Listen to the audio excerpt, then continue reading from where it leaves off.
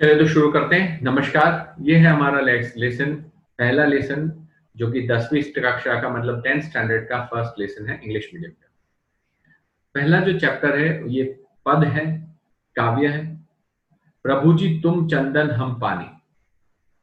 इसको लिखा है रैदास जी ने, जिनका जन्म सन 1388 ईस्वी और निधन सन 1518 ईस्वी में अनुमानित मतलब अंदाज लगाया गया है। It is just guest.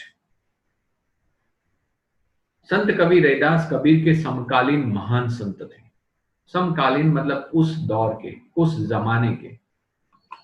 Kabir बहुत ही जाना माना नाम है। अगर आप देखो तो ये जो संत कवि जो कबीर जो है वो भी उनके समान समकालीन संत थे। किसके समकालीन? तो के कबीर के समकालीन ये रैदास थे। रैदास, संत कवि रैदास कबीर के समकालीन संत थे, उनके समय के संत थे। रैदास को रविदास नाम से भी जाना जाता है। तो रैदास को दूसरे कौन से नाम से जाना जाता है? अगर कोई आपको पूछे तो आप बता सकते हैं कि उनको रविदास नाम से भी जाना जाता है। यह माना जाता है कि संत रामानंद जी के शिष्यों में से एक थे। तो ये जो रैदास है वो भी संत रामानंद जी थे, उनके शिष्य में से एक थे। He was one of the disciple of the Sant Ramanand, Saint Ramanand. वे काशी में रहते थे, पढ़े लिखे नहीं थे, मगर उनकी साधना उच्च प्रकार की थी। साधना मतलब प्रभु भक्ति जो करते थे वो बहुत ही उच्च कोटि की, उच्च प्रकार की थी। उनके पदों में अनन्य भक्ति भाव की अभिव्यक्ति है। उनके ये जो पद लिखे गए होते हैं, कृति का प्रकार, अगर आपको कोई पूछे कि इस कृति का प्रकार कौन सा है तो इस कृति का प्रकार है पद। तो इनके सारे पदों में भक्ति भाव की अभिव्यक्ति होती थी। भक्ति भाव मतलब अनन्य भक्ति भाव का मतलब होता है यूनिक फीलिंग ऑफ भक्ति, डिवोशन, उसकी अभिव्यक्ति है। संत कवि रैदास ने भक्त और भगवान के अटूट संबंध की पुष्टि अपने पदों में की। तो रैदास ने अपने जितने भी पद लिखे हैं उन सारे पदों में उन्होंने क्या किया है? तो उन्होंने अनन्य भक्त और भगवान के अटूट संबंध की पुष्टि करना, उसको प्रूव किया है। उन्होंने प्रूव किया है कि भगवान और भक्त दोनों के बीच में अटूट संबंध होता है जिसको कोई तोड़ नहीं सकता। आत्मा और परमात्मा का मिलन सोने में सुगंध की भांति उत्तम बतलाया है।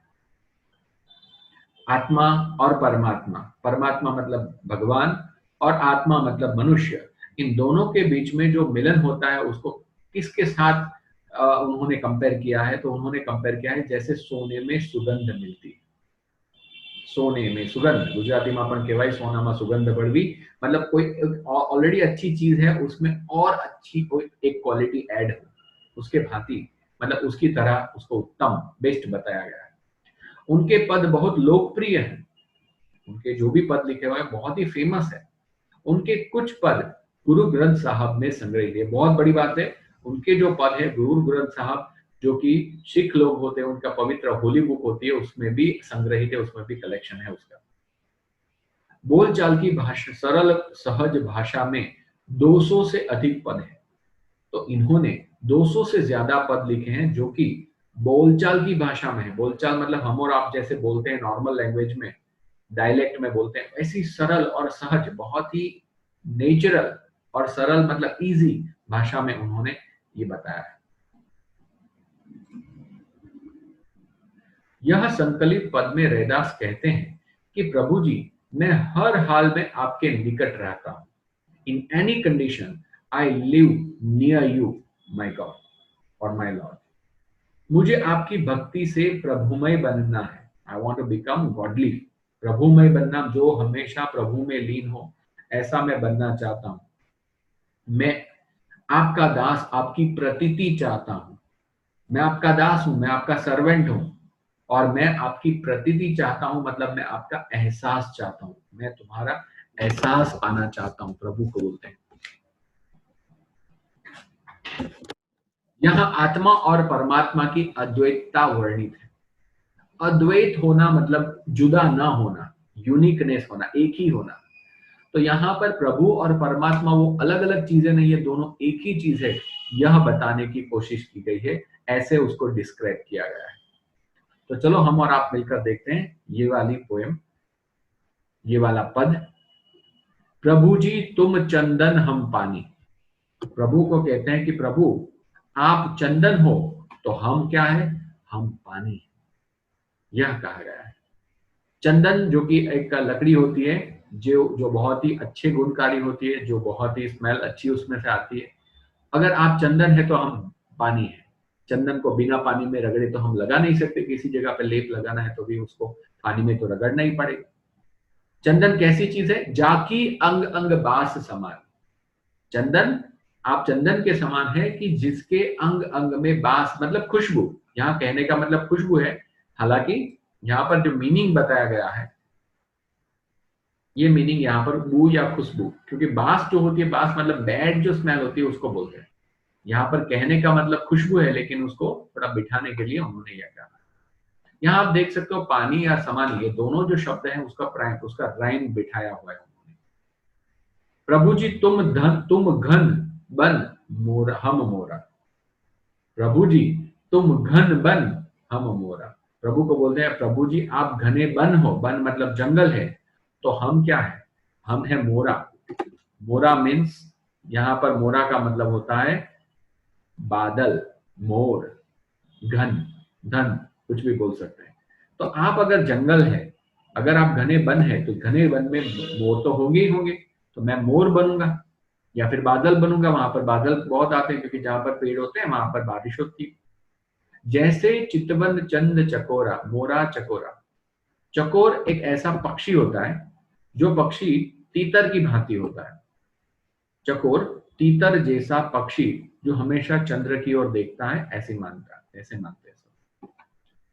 तो बोलते हैं कि जैसे चितवन चंद चकोरा, जैसे चकोरा अपने चांद को देखता रहता है। चितवन मतलब देखना, चितवन का मतलब होता है देखना। जैसे चितवन चंद चकोरा, जैसे चकोरा चांद को देखता रहता है, आप चांद की भांति हो और मैं आपका भक्त हमेशा आपको ही देखता रहता हूं। प्रभु जी तुम दीपक हम बाती। अगर आप दीपक हैं, दीपक मतलब दिया, तो हम उस दीपक की बाती हैं। गुजराती में जेने दिवेट कहवाय, इंग्लिश में जेने विक कहवाय। तो अगर आप दिया है तो हम आपकी बाती हैं। दिया जो कि जाकी ज्योति बरे दिन राती।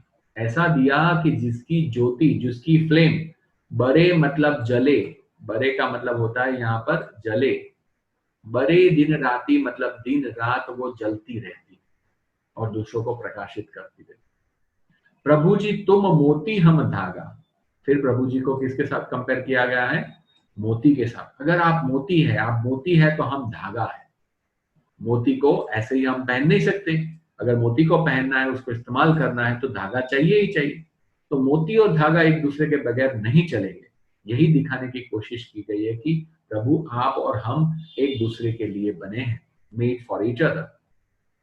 जैसे सोना ही मिलत सुहागा, जैसे सोने में सुहागा मिलता है। सुहागा मतलब सुगंध, अच्छी स्मेल।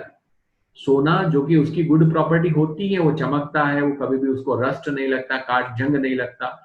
तो अगर उसके साथ में उसकी एक और अच्छी प्रॉपर्टी उसके अंदर ऐड हो जाए, जैसे कि सुगंध, तो बोलते हैं गुजराती में अपन जेने कहे सोना में सुगंध पड़े, मतलब सोने में सुगंध मिलना।